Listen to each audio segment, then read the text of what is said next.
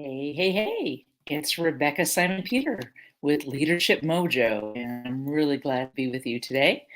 Today is a really great day to talk about ministry in a digital world. So, this Leadership Mojo is for you, and thanks so much for being here. I'm really interested in continuing that conversation about transforming church leaders and the congregations they serve. So, we live in a world that is a world of tech. We no longer go online. We don't have dial up anymore. We live our lives online. And that's even before the pandemic. But the pandemic really hastened online adoption in nearly every area of our lives. But like with any new technology, people and institutions adopt and adapt that technology at a slower pace or at different rates than the earliest adopters. So while online adoption is really important, there are always going to be church settings and ministry settings and people who aren't going to be as advanced as you might like to be. And so what do you do if you can't do it all or you just don't have the people who could do tech? So in today's Leadership Mojo, I'm going to share some content with you from my new book, Forging a New Path, Moving the Church Forward in a Post-Pandemic World. And it's all about embracing this next normal. Well, in my research, I came across a really thought-provoking concept by noted author Ryan Panzer. And Panzer keeps technology in perspective in a really interesting way because what he does is he takes the focus off of the tech itself onto what tech can do for the religious community, in this case, Christianity. And he says we don't need to be sophisticated users of technology. Sometimes we may not even need much technology at all. But as church leaders, what we do need is simply to notice those values in action and to determine how they align to God's work in our Christian walk, in our Christian community. So I like what Panzer is saying because he's saying technology is not a utopian solution. It's not the be all and the end all. For Panzer, it's really more about culture than computers. And it's not so much that churches need to become masters of technology, because I mean, really, you can't. There's something new coming out every day, every day, every day, every day. We can't keep up with it. So rather than trying to stay ahead of every platform or keep up with every breaking trend or use every app that's out there, he suggests that instead you look to the culture that digital technology has created. And he calls this tech shaped culture. Well, I was really intrigued by the idea, which is why I wrote about it in Forging a New Path, Moving the Church Forward in a Post-Pandemic World, because his four values, I think, are super interesting. So listen up and see what you think. The first value that he talks about is connection. Second value is collaboration. Third value is creativity. That's a run of C's. And then four, questions. That's the tech-shaped culture: connection, collaboration, creativity, and questions. So let's just start by looking at them in turn. And the first thing I want to look at is connection. So think about the connection that's created through technology. I mean, look, right now, Leadership Mojo, I'm here sitting in my house. I've got a camera set up. I've got my laptop set up. I'm on this platform. You guys are on the other end of that platform. You're watching this on LinkedIn or Facebook or YouTube. Connection. It's amazing what we can do. This is the kind of thing George Jetson only dreamed of. So digital technology really connects people in Zoom rooms, on FaceTime, through Facebook Live. How do we create a culture of connection in the church? A lot of times in the church, it's we think about the cross, right? So like we kind of have this vertical view of God and us, and sometimes people say, and then pastors and people, but then we also have this horizontal view. So where we're really connected across, in a horizontal kind of way. So when you take that vertical and you take the horizontal, you can see that built into the community or the culture of Christianity is this idea of connecting.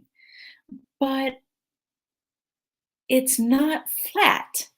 It's not flat in that everybody has equal access or equal connection with everybody else. What would it look like for church culture to transcend boundaries that are naturally there? Well, one of the ways is that we're already doing it, because in this way of connecting across virtual reality, as it were, and creating hybrid communities when we're part in person and part online, we're really creating connections across many, many realms, which is interesting when it comes to thinking about the incarnation. That's a whole other topic, and I do talk about that in my book a little bit. So, connection, transcending boundaries, that's the first value in tech shaped culture.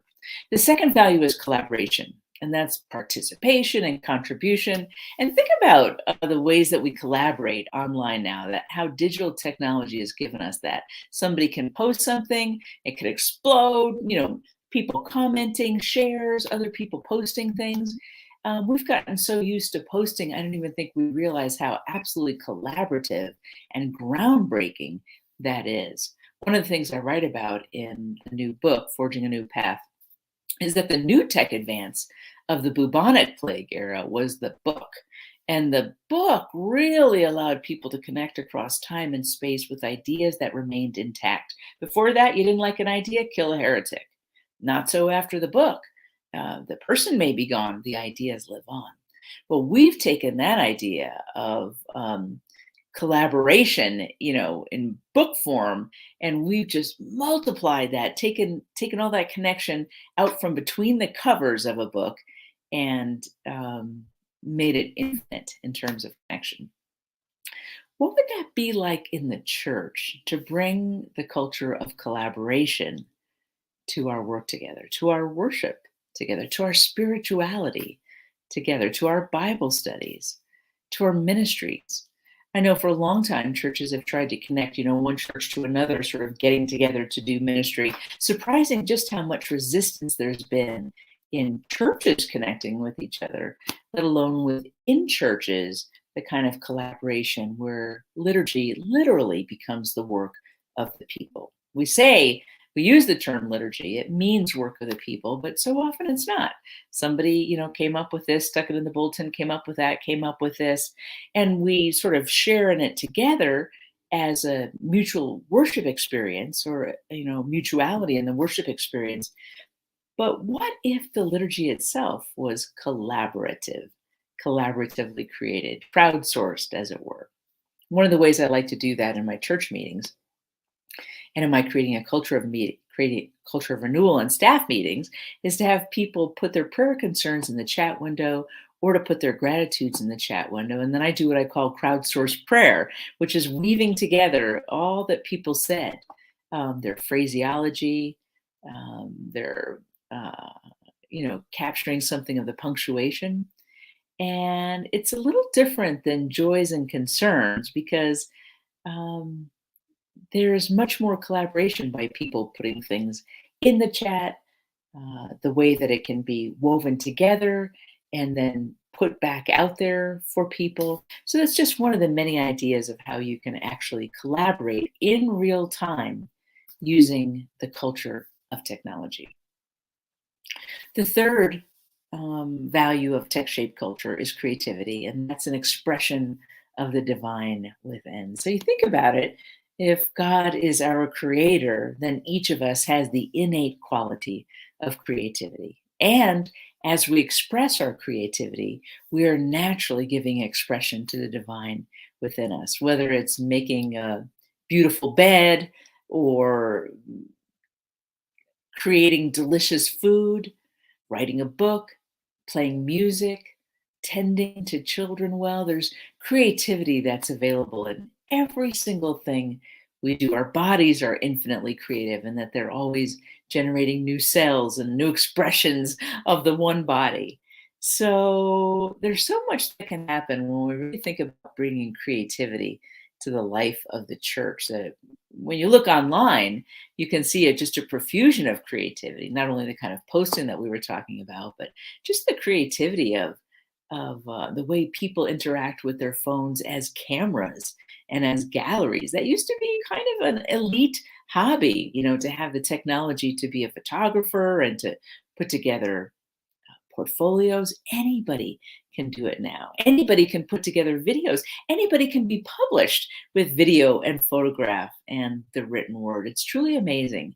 When we bring that to the life of the church, not only might liturgy be the work of the people, but there might be a profusion of liturgies that people can choose from, interactions around biblical texts, the way a sermon might end, um, the way sermons get enacted, lived out, applied.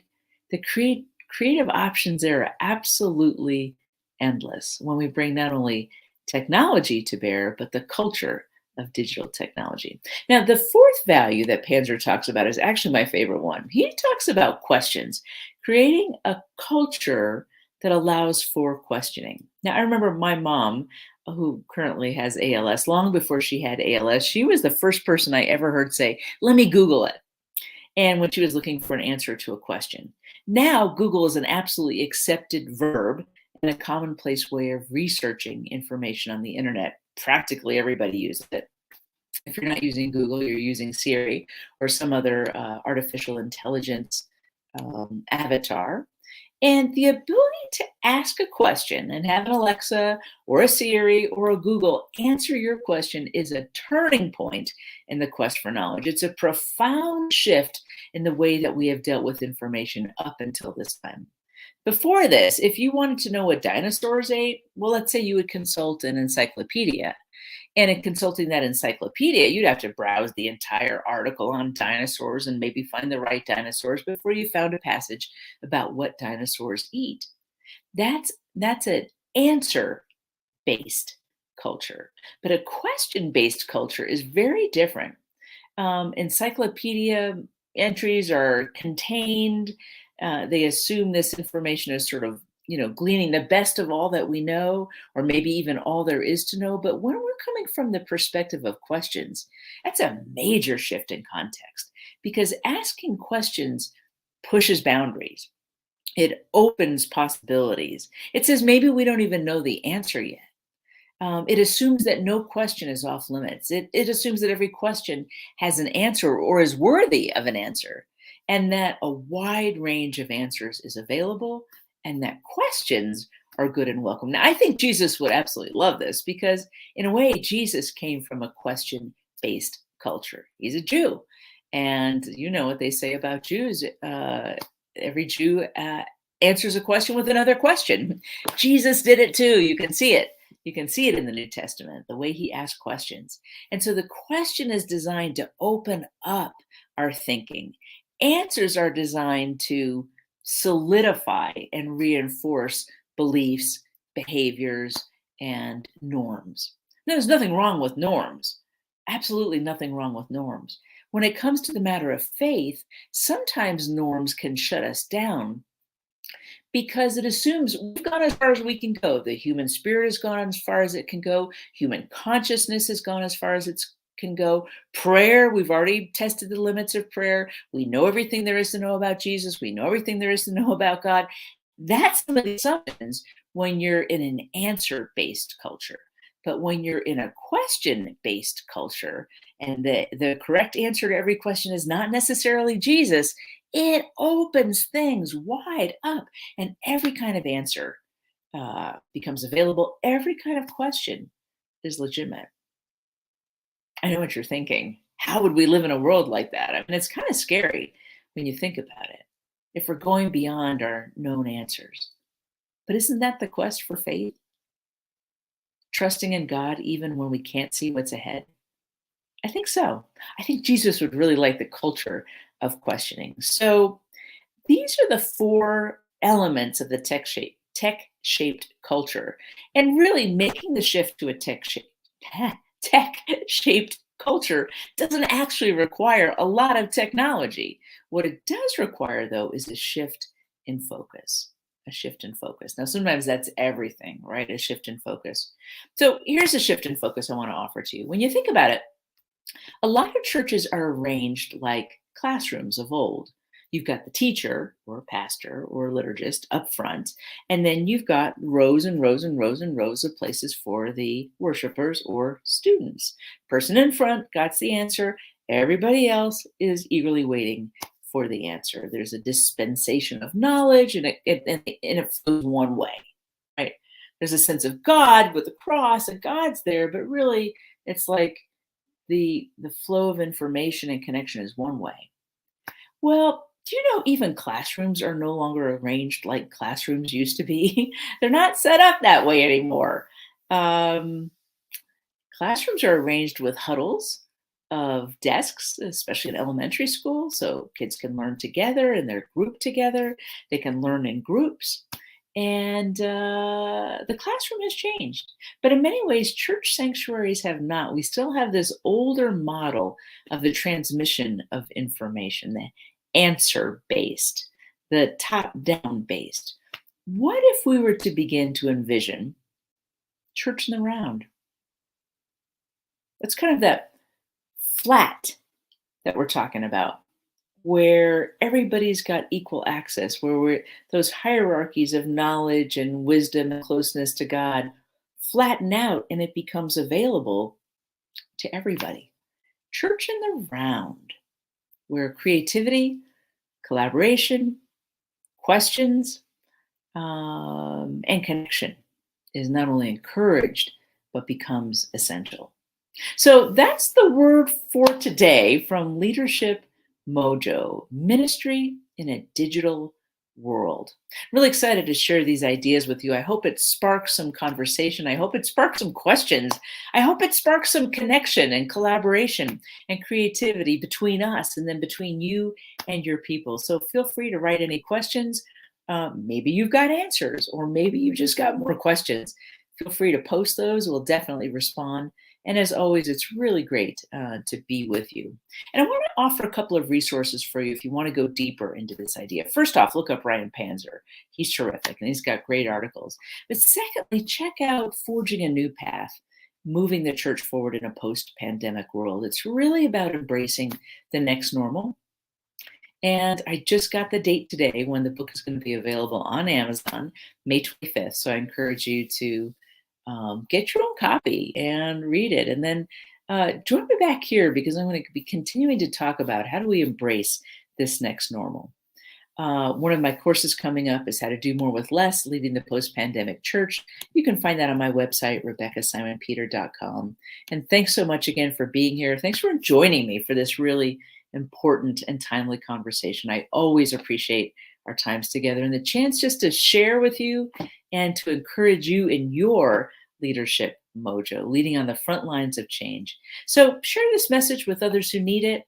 And for more leadership tips next week, hit the like button below for a reminder before I go live next week. I'm going to be talking about spirituality, post-pandemic spirituality. So can't wait to see you then. Thanks so much for being here. God bless. We'll talk to you later.